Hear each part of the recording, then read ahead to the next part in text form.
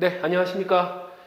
전공자용 회로이론 강의를 맡은 양진목 강사입니다. 그래서 이 강의는 이제 회로이론을 이제 학부 때 좀 공부해 보신 분들을 위한 거예요. 그래서 어쨌든 이제 중간고사, 기말고사하고 이제 과제를 어느 정도 이제 했다는 전제하에 이제 그 수업을 진행을 하는데요.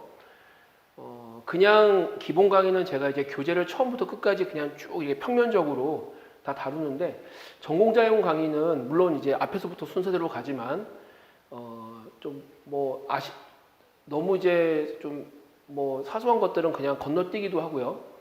그 다음에 좀 비슷한 주제들끼리는 약간 순서를 앞뒤로 왔다 갔다 하면서 그렇게 이제 진행을 할 거예요. 네. 그래서 한 기본 강의를 한 5회 정도, 6회 정도 하고, 그 다음에 이제 중급 강의를 한 3회, 4회 정도 이렇게 해서 크게 한 9회 정도로 생각을 하고 있는데, 아무래도 제가 매년 이제 강의를 이렇게 짤 때 뭐 내용을 좀 더 넣고 빼고 하다 보니까 이제 공지한 거랑은 뭐 한 회 정도 강의가 조금 더 길어질 수도 있을 것 같습니다. 우선 회로이론 공부 방법 말씀을 드리면, 이제 공부해 보셔서 아시겠지만 일단은 문제풀이를 꼼꼼하게 잘 하셔야 돼요. 이게 문제풀이를 꼭 하셔야 돼요. 이게 수학이랑 똑같아 가지고 여러분들께서 이제 반드시 이제 손으로 식을 세우시고 그걸 계산기에 넣으셔 가지고 답을 내는 연습을 하셔야 됩니다. 그래서 제일 안 좋은 게 눈으로 풀어보고 되겠다 싶은 건데, 그것도 굉장히 심플한 문제면 모르는데 조금만 이 문제가 복잡해지면은 또 막상 직접 손으로 이제 식을 세워보고 할 때 이렇게 또 맞닥뜨리게 되는 그런 난관 같은 것들이 있거든요. 그래서 반드시 이제 식을 세워서 답을 내보시기를 바랍니다. 그리고 요즘은 이제 계산기 사용이 필수여서, 그래서 요 수업 들으시기 전에 반드시 TI 계산기,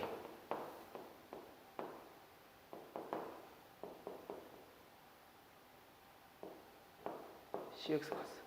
보니까 예전에는 이제 요 기종이었는데 최근에 여기 2가 나왔거든요. 근데 뭐 2를 사셔도 되고 그냥 이전 거 사도 똑같아요.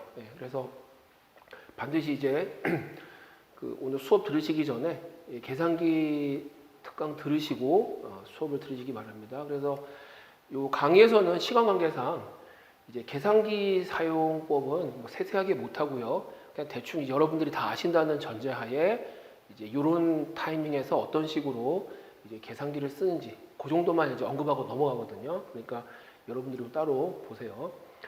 그래서 일단 학부 때 한 것보다는 아무래도 이제 변리사 시험이나 기술고시를 대비하려면 좀 공부를 좀 더 제대로 하셔야 되거든요.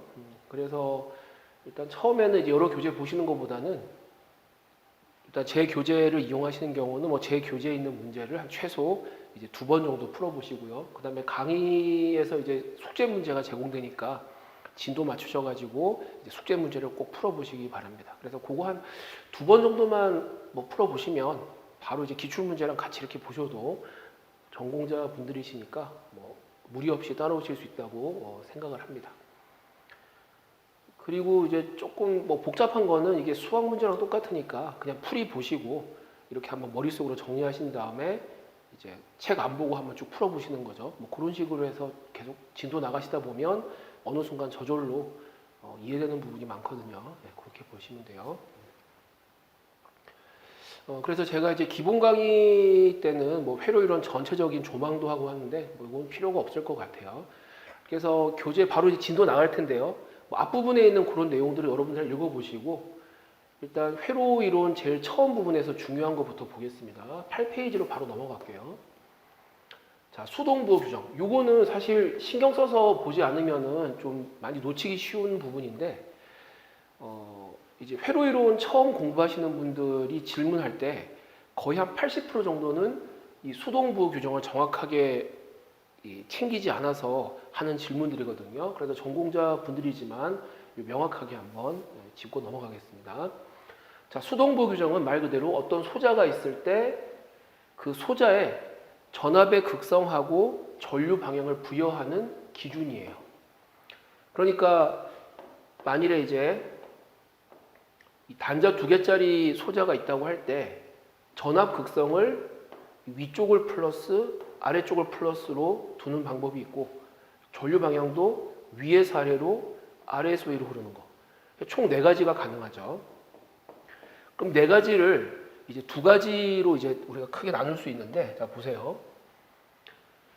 요 첫 번째 거하고 요 네 번째 거.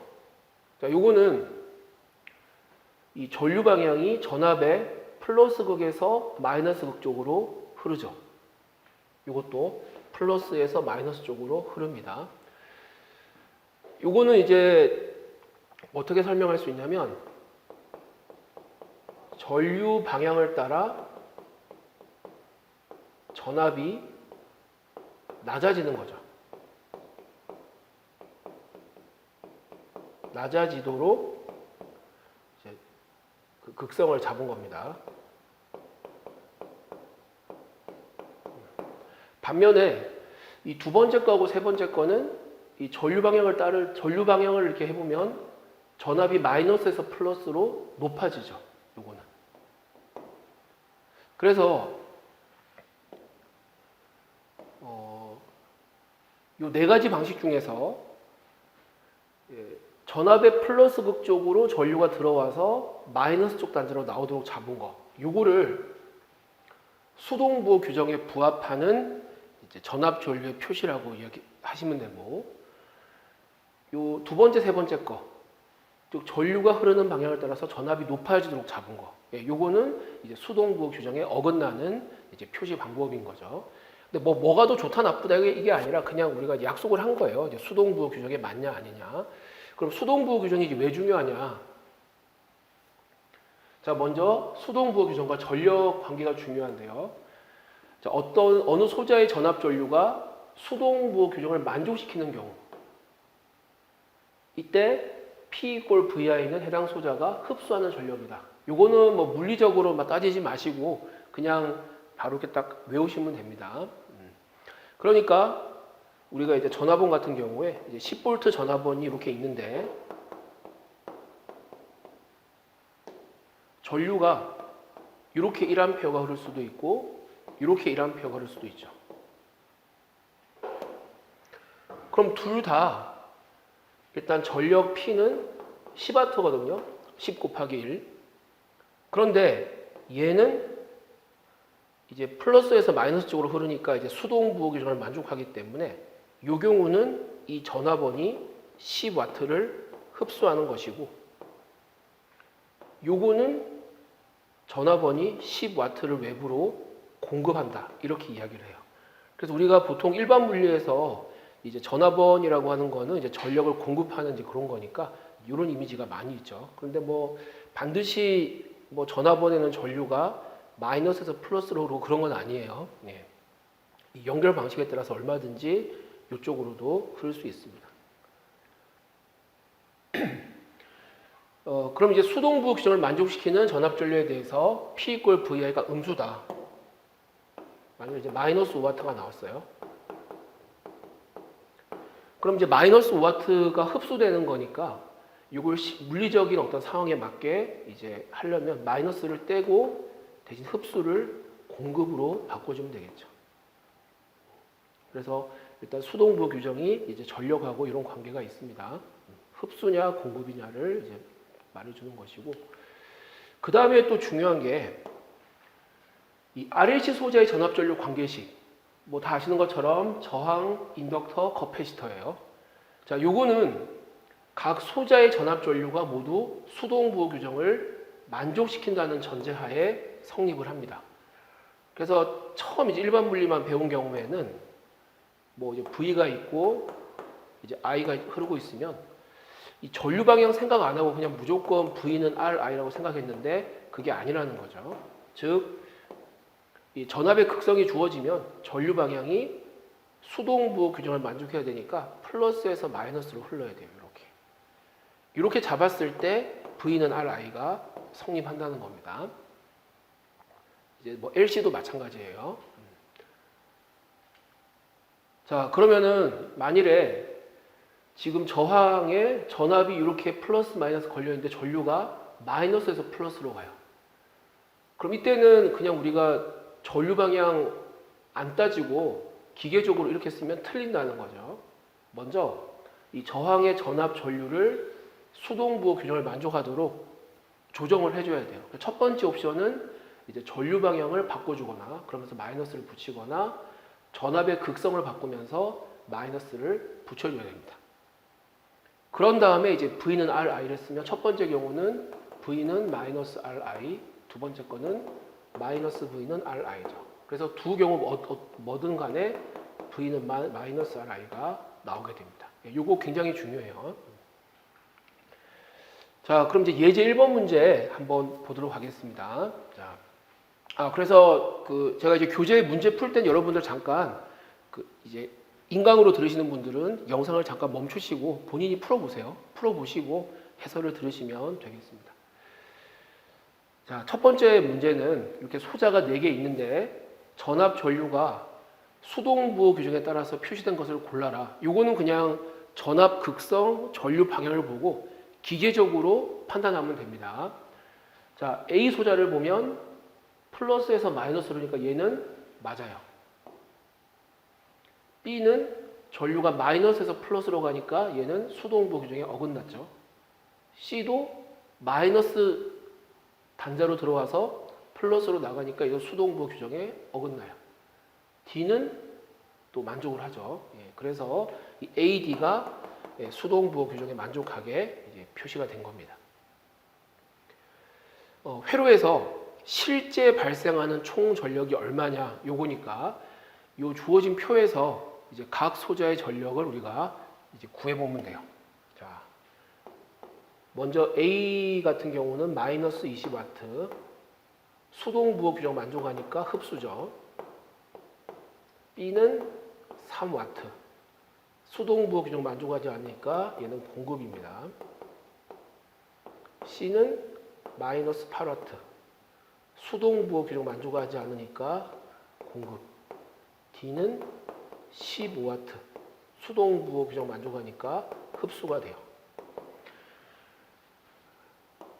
그렇게 마이너스가 있는 거는 이제 마이너스 부호를 떼줘서 이제 양수값을 만든 다음에 흡수 공급 요거를 실제 상황에 맞게 해석을 해야 되죠. 그럼 얘는 뭐냐? 20W를 공급하는 것이고 얘는 8W를 흡수하는 것입니다. 그럼 이 회로에서 이제 공급하는 발생하는 총 전력은 어떤 거냐라고 하면 이거죠. 20 요거 이렇게 돼요. 그래서 총 23W가 회로에서 발생하고 있고 그럼 전력 보존에 의해서 흡수하는 것도 보세요. 8, 15 똑같죠. 그래서 이제 전력 보존 법칙이 성립을 합니다. 이렇게 보시면 돼요.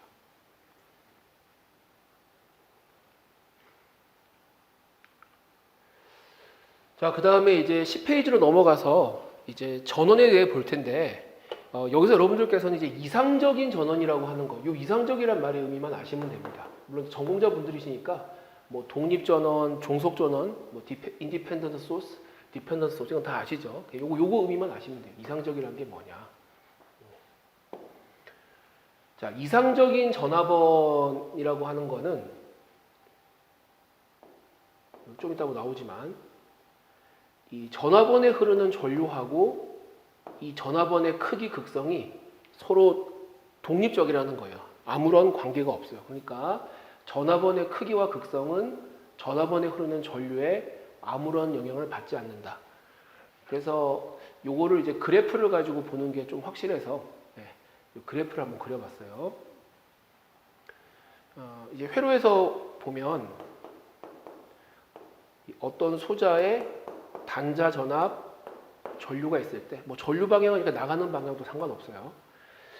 이 V하고 I의 관계를 이렇게 그래프로 이제 표시를 합니다. 그래서 X축을 뭐 전류, Y축을 V라고 쓰거나 X축을 전압, Y축을 전류 I라고 쓰기도 하는데 그 이상적인 전압원, 이 독립 전압원의 경우를 보면 보세요. 전류가 어떤 값을 갖든 얘는 무조건 5V라고 하는 일정한 값을 유지를 해요. 그러니까 이쪽 방향으로 이제 극단적인 예를 생각하면 뭐 1억 암페어가 흘러도 얘는 5V. 또 반대 방향으로 마이너스 10A가 흘러도 그러니까 이쪽으로 10A가 흘러도 5V가 된다는 거죠. 심지어 전류가 흐르지 않더라도 얘는 5V가 되는 겁니다. 전 처음에 좀 전공자지만 이거 잘못 이해한 게 이 5V가 되는 거는 이제 전류가 흐른다는 걸 전제로 5V고 전류가 안 흐르면 얘가 0V가 된다고 생각했거든요. 제가 잘못 이해한 거예요. 그러니까 전류가 흐르든 말든 전류값에 무관하게 무조건 5V라는 극성을 유지를 하는 거예요.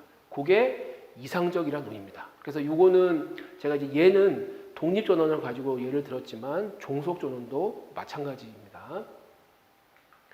그 다음에 이상적인 전류원도 만약 여기 I아페어라는 전류원이 있어요.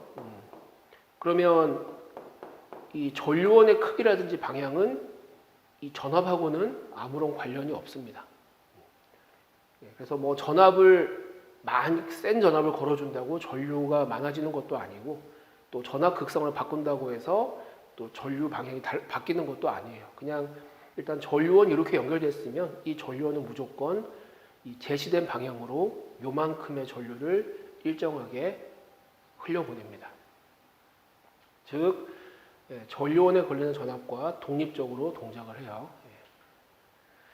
그래서 한번 뭐 정리하는 차원에서 읽어볼게요. 예를 들어 1.5V 건전지는 전구 모터 등에 연결될 때 비로소 1.5V의 값을 가진다고 생각하는 경우가 있는데 이제 오류이다.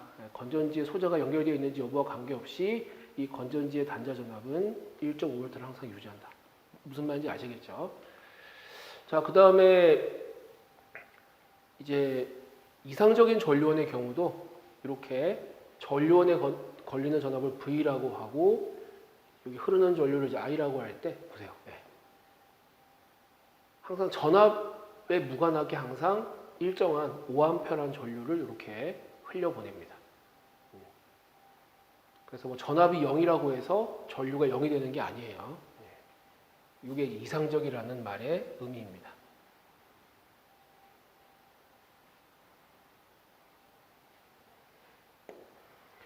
요거 이제 교재는 없는데 가끔 이제 질문 중에 이제 어떤 내용이 있냐면 질문하시냐면 그럼 이제 실제적인 전원, 실제적인 전압원, 실제적인 전류원은 이제 어떤 식으로 모델링 하느냐라고 하는데 물론 모든 영역에서 100% 선형적인 건 없어요. 근데 보통 우리가 이제 선형적인 모델로 이렇게 할 때 실제적인 practical 볼티지 소스는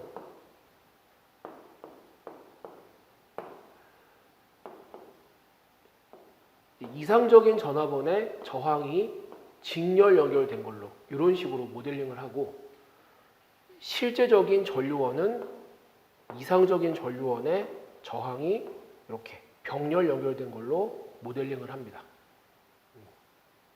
그러니까 전공하신 분인데도 가끔 이 표시 자체가 이상적이라는 걸 놓치시고 이 안에 무슨 이렇게 저항이 있는 걸로 생각하시거든요. 이제 그거는 아니에요. 자, 그 다음에 이제 11페이지로 넘어가서 이제 회로에서 사용하는 이제 용어를 볼 텐데요.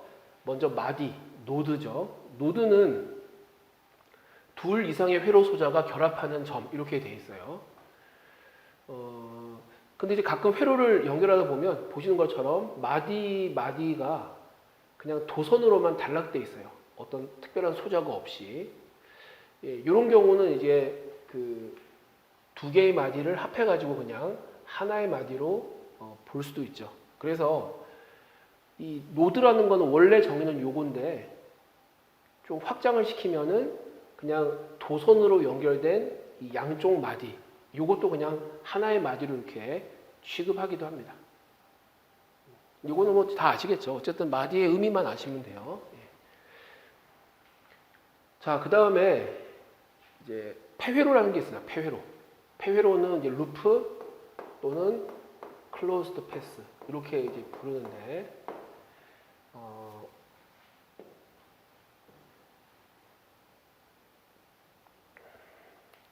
먼저 이 패스라고 하는 거, 요거는 경로라고 이야기하는데, 요거는 이제 회로에서, 요건 따로 뭐 정의는 없어요. 요거는 이제 회로에서 어느 마디부터 어느 마디까지 이르는 길. 그냥 요거를 경로라고 합니다. 그러면 요 패스 중에서 이제 동일 마디를 2번 이상 통과하지 않으면서 출발 마디와 도착 마디만이 동일한 회로 내 이동 경로. 요거를 이제 폐회로라고 해요. 그러니까 이제 출발 마디하고 도착 마디가 같으면 돼요. 근데 도중에 이렇게 꼬여가지고 이 같은 마디를 이렇게 통과하면 안 되는 거죠. 그러니까 이런 거를 폐회로라고 합니다. 그 다음에 막로라고 하는 거는 이 폐회로 중에서 내부에 다른 폐회로가 없는 거, 그걸 막로라고 해요. 그래서 이제 패스, 루프, 메시, 요거 포함 관계를 보면 이런 식으로 되는 거죠. 그래서 이제 폐회로하고 막로를 구분해 보면 이 그림에서 요 Q는 이렇게 이제 A부터 이렇게 바깥쪽 가장자리 쪽으로 한 바퀴 돌았어요. 요거는 그냥 폐회로죠, 루프죠. 근데 이제 P는 이렇게 BCFG 흐르는 건데 여기서 P는 폐회로도 되고 얘는 메쉬도 됩니다. 이 내부에 다른 폐회로가 없으니까. 그러니까 이제 이 Q라고 하는 거는 내부에 P라고 하는 폐회로가 있으니까 얘는 이제 폐회로만 이제 되는 거죠. 네.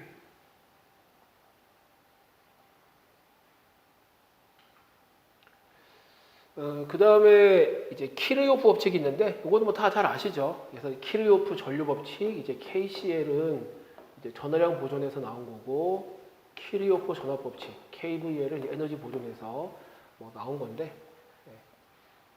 이건 한번 읽어보세요. 이거는 자 그러면 이제 그 키르요프 법칙하고 이제 밀접한 관련이 있는 내용들, 이제 회로를 해석할 때 알아야 되는 내용들을 좀 보겠습니다. 요거는 그거 참 설명드려야 되네.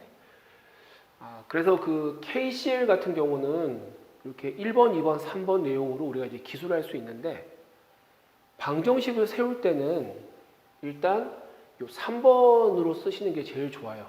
어떤 마디에서 흘러나가는 전류합이 0이다. 요거를 쓰는 게 제일 좋고 그 다음에 이제 구체적으로 어떤 마디에 들어가고 나가는 전류 방향이 다 표시가 돼 있잖아요. 뭐 그런 경우는 이제 차선책으로 1번으로 가시는 게 좋습니다. 여기 이제 3번, 1번 쓰는 거. 그래서 딱히 이제 어떤 마디에서 들어가고 나가는 전류 방향이 표시가 안 되면 전부 그냥 나가는 방향으로 잡고 3번 쓰시면 되고, 뭐 어떤 이제 들어오는 전류가 이렇게 있거나 하면은 1번 방향 가지고 1번으로 쓰시면 돼요. 그래서 들어오는 전류는 그냥 두고 나머지 표시 안 된 건 전부 나가는 방향으로 놓고 이제 쓰시면 됩니다. 그러면은 이제 키르요프 전류 법칙에서 이제 제일 중요한 건데요. 지금 보시는 것처럼 이제 이 두 개의 소자가 직렬 연결이 되어 있어요. 교재 이제 설명은 없는데 가끔 이제 회로 처음 하시는 분들은 이 직렬 연결이라고 하는 거, 병렬 연결이라고 하는 거, 요거의 명확한 정의가 뭐냐 이렇게 물어보세요. 근데 저도 질문 받고 생각을 해보니까 그냥 이렇게 그림 보고 제가 이제 직관적으로 이렇게 생각을 했던 거고 딱히 이렇게 정의 같은 건 제가 찾아보려고 안 한 것 같아요. 근데 이제 회로책을 봐도 막 이렇게 딱 명확하게 이렇게 된 건 없는데 일단 이제 직렬 연결, 병렬 연결이라고 하는 거는 이렇게 단자가 두 개 있는 소자죠. 이단자 소자. 또는 뭐 다른 말로 원포트 회로. 이 원포트 회로의 연결 방식이 이제 크게 직렬 연결 두 가지가 있는데 직렬 연결은 뭐냐면 우리가 좀 전에 살펴본 노드라는 개념을 가지고 오면 명확해져요. 어느 마디, 노드죠. 마디에 연결된 소자가 두 개이면 이 둘은 직렬 연결이에요. 그래서 이 마디라는 개념에서 출발하는 게 좋아요. 그래서 여기 지금 이 A라는 마디를 보시면 소자가 두 개 연결되어 있죠. 그래서 요거는 이제 직렬 연결이 됩니다. 병렬 연결은 어떻게 되느냐?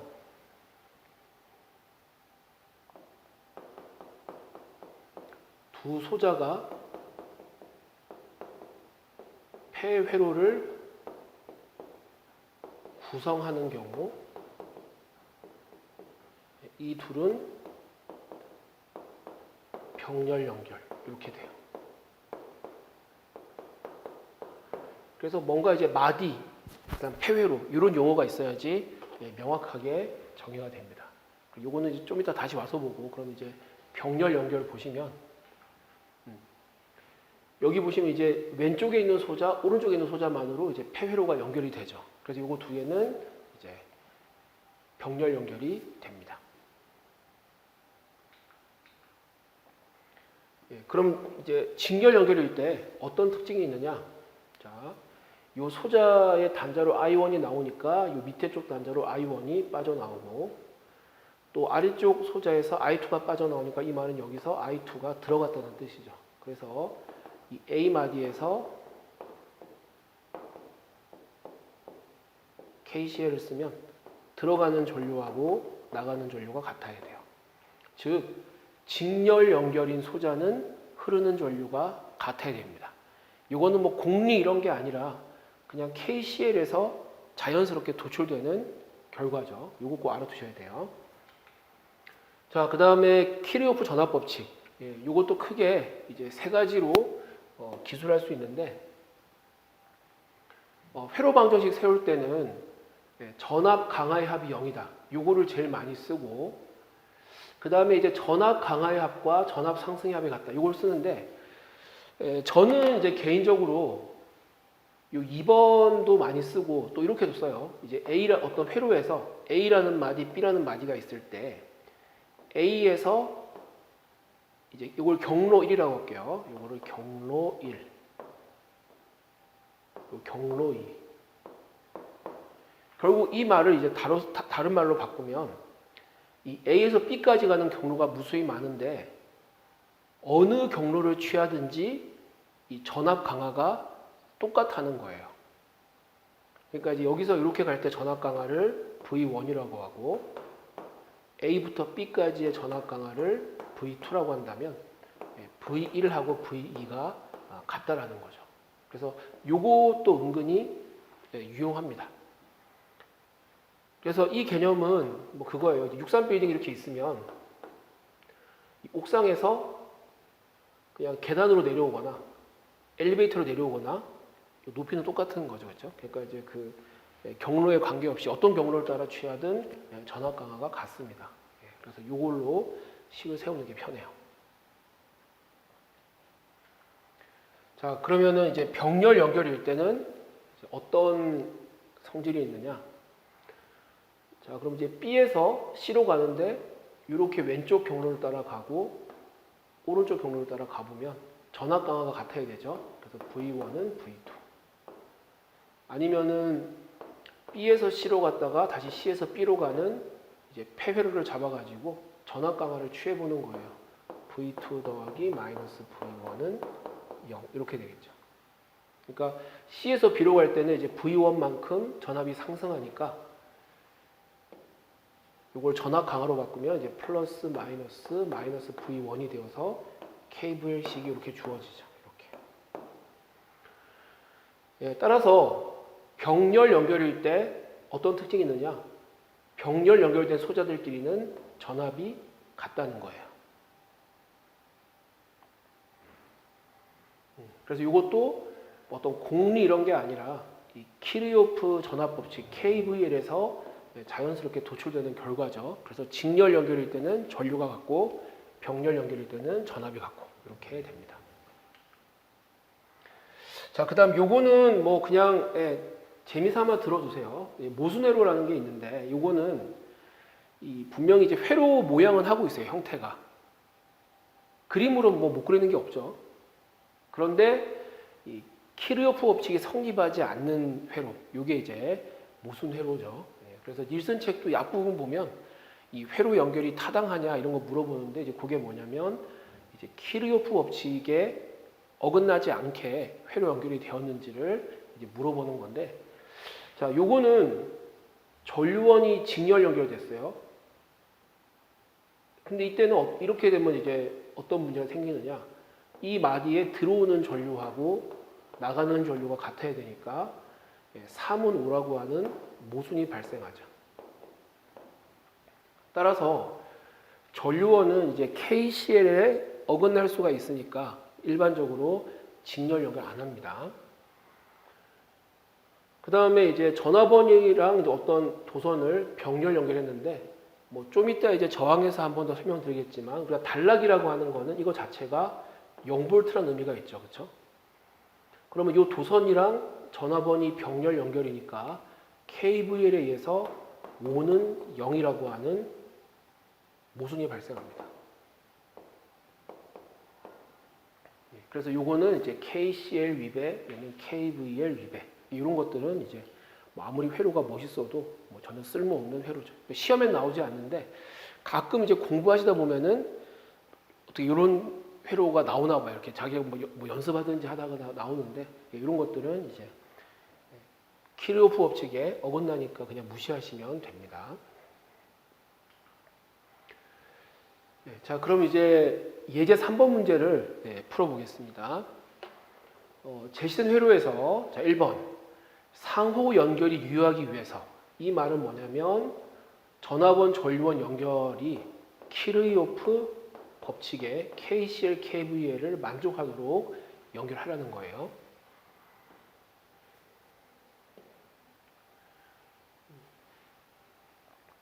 자, 그럼 여기서 이제 뭐 KCL 써보면 흘러나가는 전류 IB 플러스 8은 0이니까 IB는 마이너스 8A. 그 다음에 지금 이 독립전화번이랑 종속전화번이 병렬 연결되어 있죠. 따라서 VG는 4분의 IB는 마이너스 2V 이렇게 됩니다. 그럼 이때 이 8A 전류원도 보세요. 얘랑 얘만으로 폐로가 이루어졌으니까 이 두 개가 병렬 연결이고, 또 얘랑 얘만으로 폐로가 있으니까 얘도 병렬 연결이에요. 그 다음에 8A하고 종속 전화번만으로도 폐회로가 되니까 이 둘도 병렬 연결이 되는 거죠. 그럼 이제 8A 같은 경우도 똑같이 VG 전압이 걸립니다. 마이너스 2V. 그럼 이제 8A 전원과 연관된 전력을 구하라고 했는데, 일단 P 전력을 구해보면 마이너스 2 곱하기 8은 마이너스 16W예요. 그러면은 이 값을 이 8A가 흡수하냐 공급하냐 봐야 되는데, 지금 이 전압 극성에 대해서 전류가 플러스에서 마이너스로 흐르니까 수동부호 규정을 만족하고 있죠. 따라서 얘는 흡수하는 전력이에요. 근데 값이 마이너스니까 요거를 이제 현실에 맞게 바꿔주면 실제로는 16W를 공급하고 있다, 뭐 발생시키고 있다, 이렇게 쓰면 됩니다.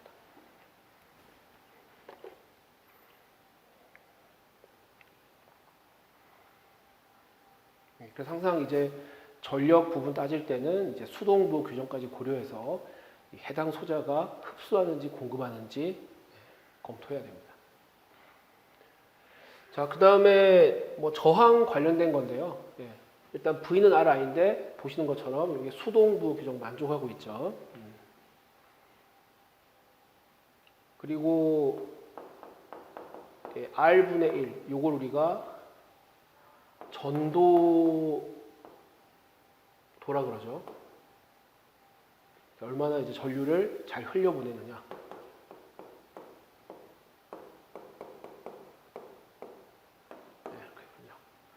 단위는 이제 지멘스 다 아실 거예요.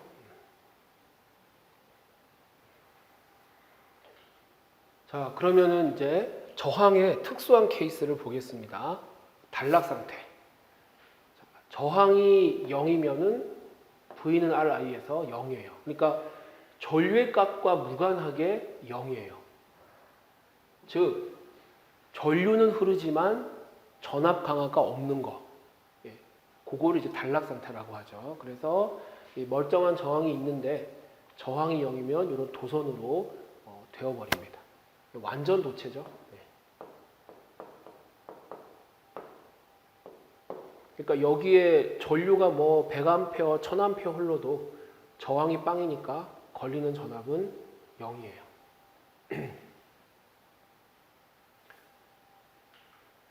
그 다음에 G가 0이니까 이거 R은 무한대라고 쓰기도 해요.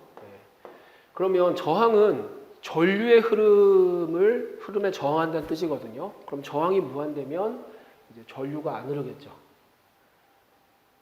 따라서 I는 R분의 V에서 V가 어떤 값을 갖던 얘가 0이 돼버려요. 그러니까 아무리 많은 전압을 걸어줘도 여긴 전류가 안 흐르는 거죠. 그래서 전압은 걸리지만 전류는 흐르지 않는 거. 요거를 우리가 개방 상태라고 합니다. 오픈이라고 하죠.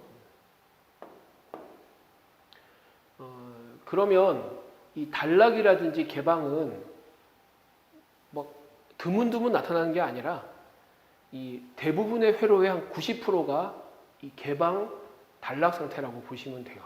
즉 어떤 예를 들 수 있냐면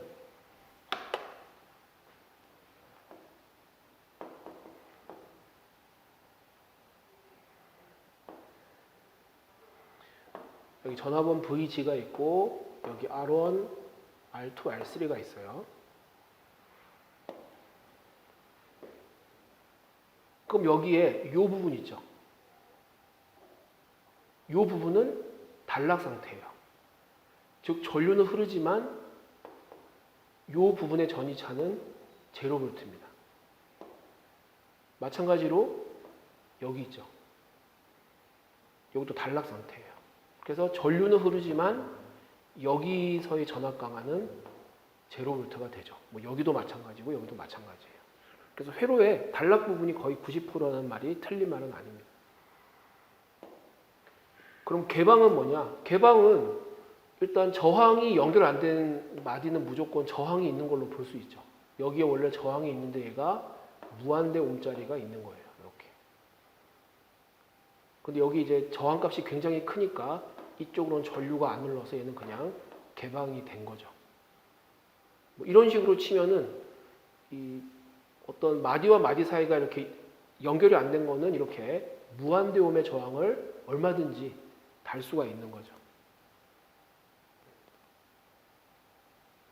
그래서 이 R2 같은 경우도 옆에 무한대 옴의 저항이 있는데 이 값이 굉장히 커서 그냥 개방된 걸로 이제 볼 수가 있습니다. 그래서 개방 상태는 이제 전압은 걸리지만 이제 전류는 흐르지 않는 그 상태를 의미를 합니다. 이 두 가지 잘 알아두셔야 됩니다.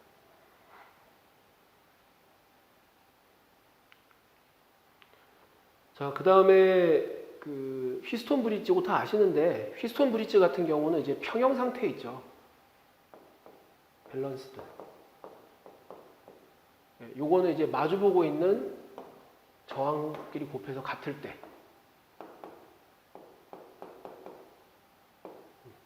요때가 이제 브릿지 회로의 평형 상태가 됩니다. 그래서 평형 상태일 때는 이 R5에 흐르는 전류가 제로가 되겠죠. 그러면 저항에 흐르는 전류가 0이니까 여긴 당연히 전압도 0V가 돼요. 그래서 평형 상태일 때는 이 R5는 개방시켜서 해석해도 되고 또는 단락시켜서 처리해도 됩니다.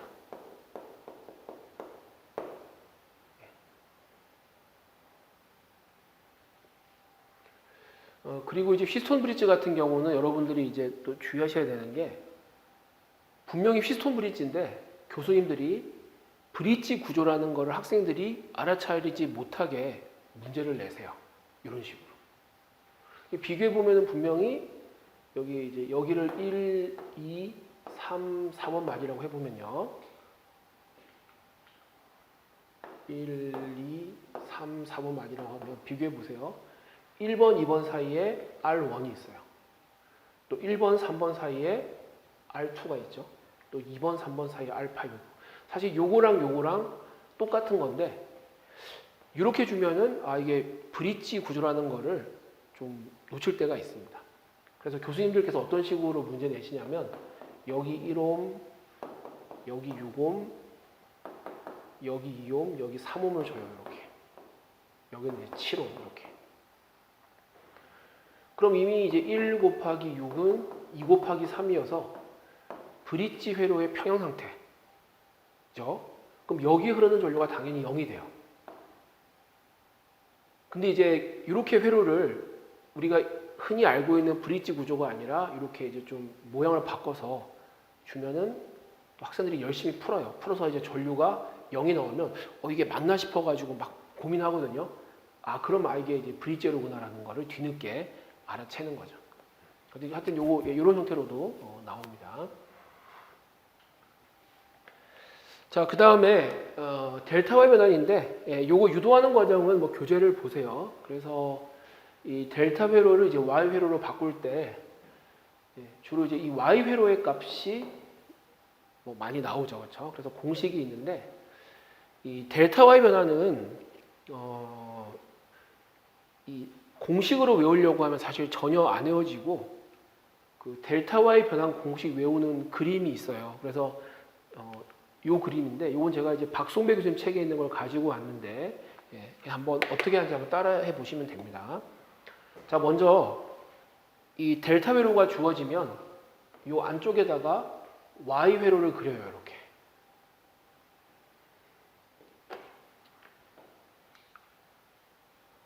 그럼 요 각각의 지로에는 이제 저항이 분수꼴이죠. 그렇죠? 분수꼴. 이렇게 분수꼴이에요. 자, 그럼 이제 분모 분자에 뭐가 오느냐가 중요한데 요 보시면 분모는 다 똑같아요. RAB 더하기 RBC 더하기 RCA. 즉, 이 델타 회로에 있는 이 삼각형에 있는 저항을 그냥 다 더한 거죠. 그렇죠? 여기.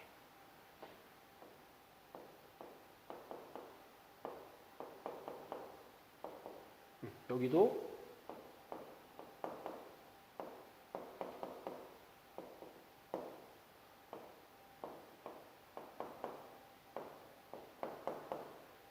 이런 식으로 됩니다.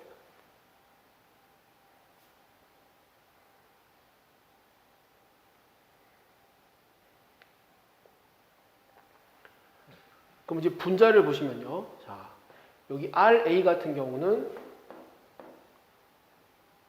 여기 RAB하고 RCA를 곱했죠. 그 다음에 RC 같은 경우는 RCA하고 RBC를 곱했어요. 그러니까 뭐냐면 이 Y 회로에서 요 지로가 있으면 양옆에 있는 저항이죠. 그래서 요거는 RAB와 RCA가 있으니까 양옆에 있는 거를 그냥 이렇게 곱해주면 됩니다. 그럼 여기는 양옆에 있는 이 델타 회로 저항이 RAB하고 RBC죠. 이렇게 곱하면 돼요. 그럼 여기는 당연히 RCA하고 RBC를 곱하면 됩니다. 그래서 이 델타 회로 안쪽에다가 Y 회로 집어넣은 다음에 각각의 지로에 해당하는 저항을 찾으면 됩니다. 그래서 교재 없지만 예를 한번 해볼게요. 들어볼게요.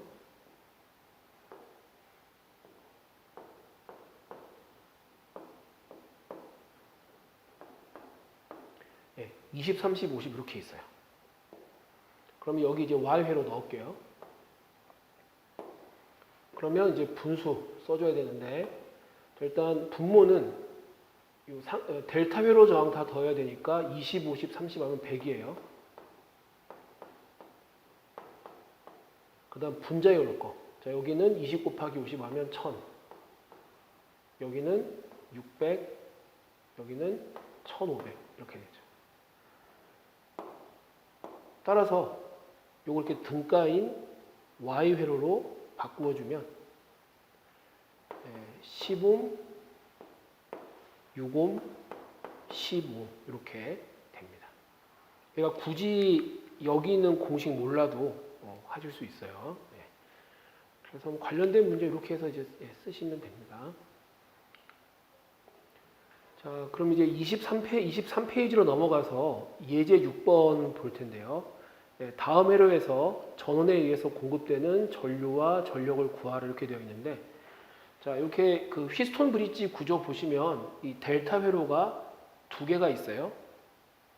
그러면 이 위쪽 델타 회로를 Y 회로로 바꿔도 되고, 아래쪽 델타 회로를 Y 회로 바꿔도 되는데, 이제 뭐가 더 계산이 편한지를 봐야 되죠. 자, 그러면 먼저 이 아래쪽 여기를 Y 회로로 바꾸려고 하면, 자, 분모가 어떻게 돼요? 40 더하기 25 더하기 37.5니까 분모가 소수점이 들어가죠. 좀 번거로워요. 그래서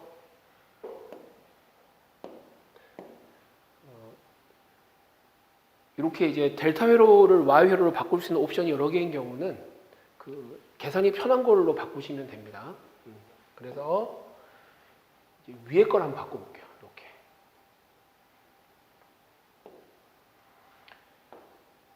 자, 그러면 일단 이 델타 회로의 저항을 다 더하면 100, 125, 25니까 250이 분모에 와요. 그럼 여기는 100 곱하기 125. 여기는 100 곱하기 25. 여기는 25 곱하기 125. 이렇게 되겠죠. 따라서 여기 이제 50옴이 되고, 그 다음에 얘는 이제 10옴이 되고, 얘는 12.5옴이 됩니다.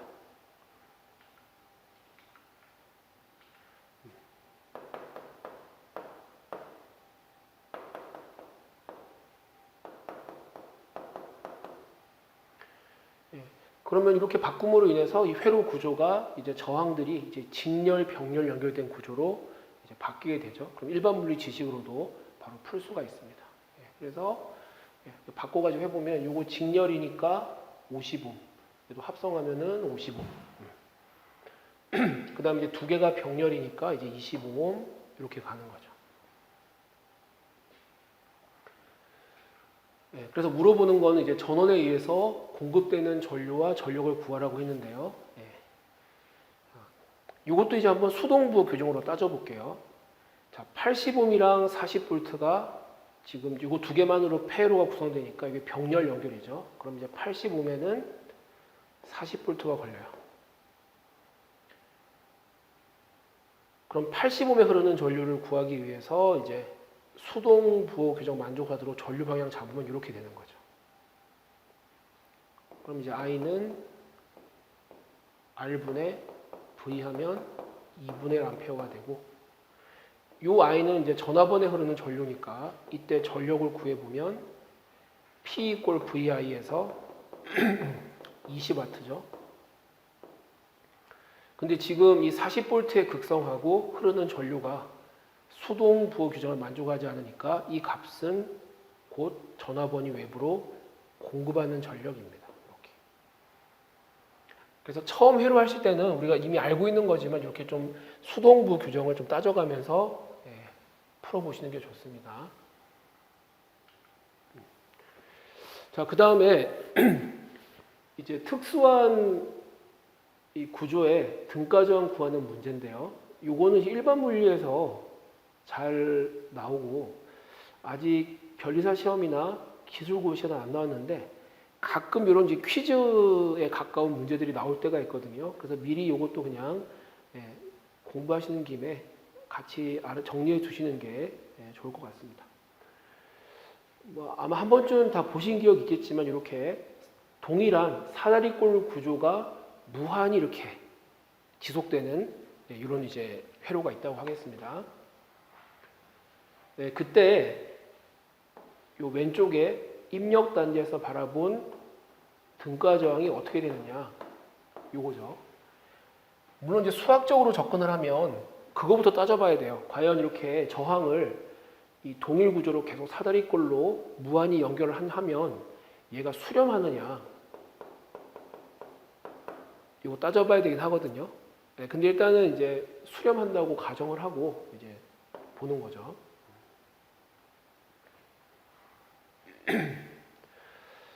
자, 그러면 먼저 얘가 이제 수렴한다고 했으니까 이 등가 저항을 REQ로 놓고 이걸 단일 저항으로 그려봐요. 이렇게.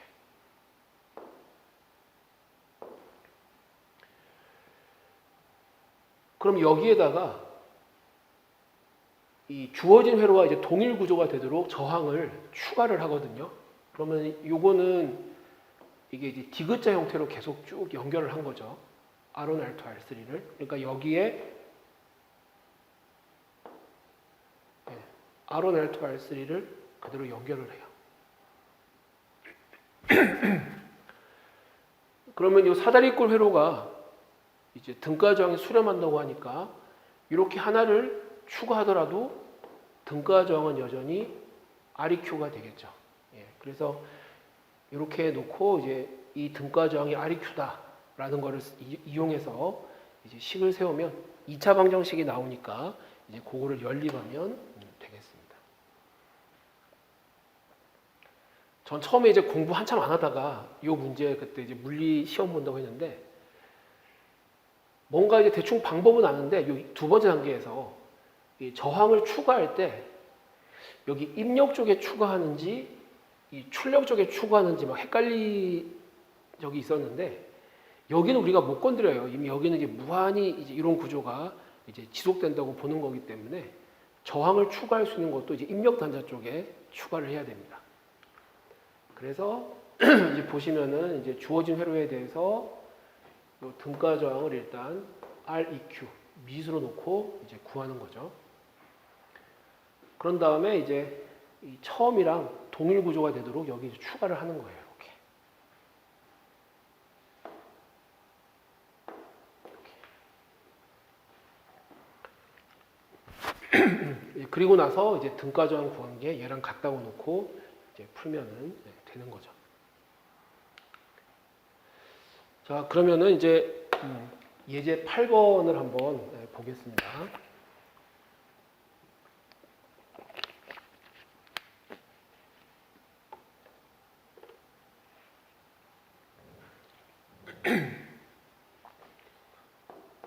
등가 저항을 이제 RAB라고 해보면 이렇게 쓸 수 있죠. 그럼 여기는 이제 이 R이라는 저항 세 개가 이렇게 이제 디귿자 형태로 연결된 거니까 이렇게 연결을 시켜요. 똑같이 추가를 합니다. 그렇게 놓고 등가 저항 구해도 RAB가 되겠죠.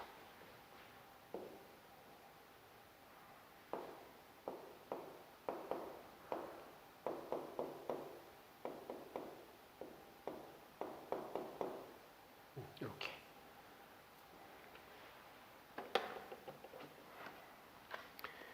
이제 그렇게 해서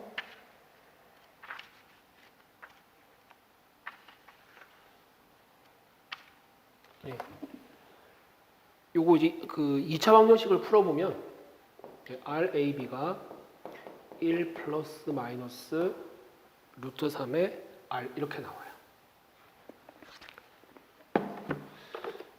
그럼 여기서 플러스 마이너스 중에 어떤 부호를 취해야 되느냐라는 건데 요거는 그냥 직관적으로 생각하시는 게 좋아요. 만일에 R이 양수라고 해볼게요. 그럼 양수값을 갖는 저항을 가지고 쭉 만들었는데 당연히 RAB도 0보다 큰 값을 갖겠죠. 그러니까 이 저항이 0보다 크다는 거는 이제 전력을 계속 소모한다는 건데 전력을 소모하는 거를 가지고 계속 이제 회로를 만들었더니 당연히 그것도 전력을 소모하는 게 되겠죠. 이 R이 양수인 거를 무한히 연결했더니 R이 음수값이 나왔다. 요거는 거의 뭐 물리학계에서 획기적인 발명이에요. 이 저항이 음수라는 거는 전력을 이제 공급한다는 건데, 예. 전력을 소비하는 소자들을 무한히 많이 연결했더니 갑자기 전력을 공급하는데 말이 안 되는 거죠. 예. 그래서 이 재료가 되는 저항이랑 그 등가 저항은 반드시 부호가 같을 수밖에 없어요. 그러려면 여기가 플러스 부호가 돼야 되니까 마이너스는 안 되고 플러스만 되는 것입니다.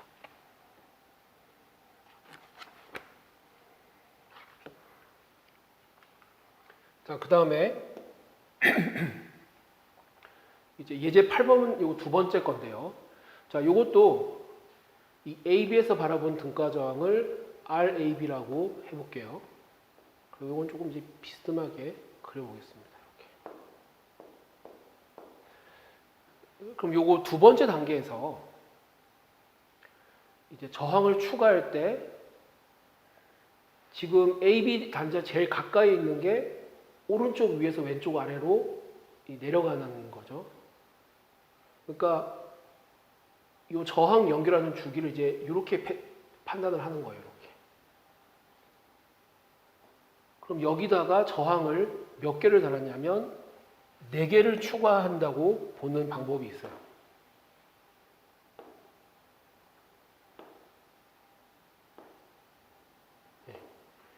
이렇게 저항 4개를 추가하고 구한 등가 저항이 RAB다. 이렇게 해도 답은 나옵니다. 근데 이러면 좀 계산이 좀 복잡하죠. 어떻게 착안하시면 좋으냐면 요거는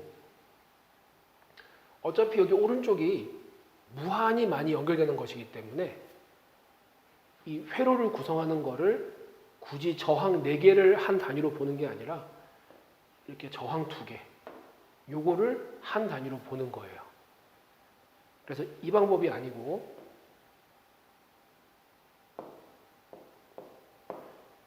자, 요 등가 저항을 RAB라고 하면 저항을 이렇게만 달아주는 거예요. 이렇게.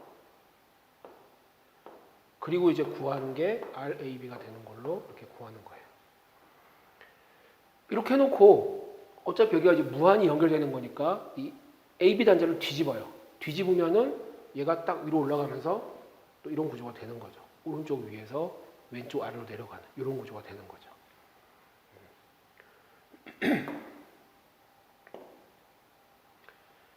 예, 따라서 이 경우도 이제 얘가 더 편해요. 그래서 RAB는 R하고 R 플러스 RAB 이게 병렬 연결된 이런 구조입니다. 이거 좀 풀어서 답을 쓰시면 되겠습니다. 그 다음에 이제 두 번째 특이한 케이스가 이제 대칭 회로인데요. 요거는 한 잠깐 쉬었다가 이제 다음 시간에 보도록 하겠습니다. 잠깐 쉬었다 하겠습니다.